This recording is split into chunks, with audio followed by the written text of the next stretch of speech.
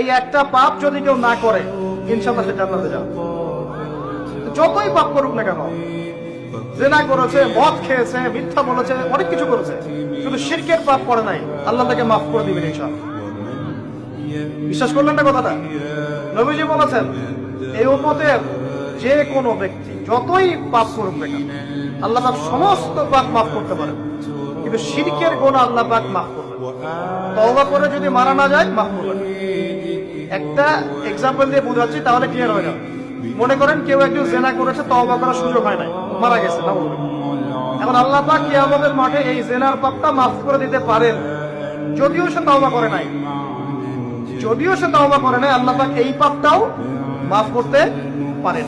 কিন্তু একজন ব্যক্তি শিরক করেছে, তওবা করে নাই, কিন্তু এই অবস্থায় যদি কাল কিয়ামতের মাঠে আল্লাহর সাথে সাক্ষাৎ করে, আল্লাহ তার গুনাহ মাফ করবেন।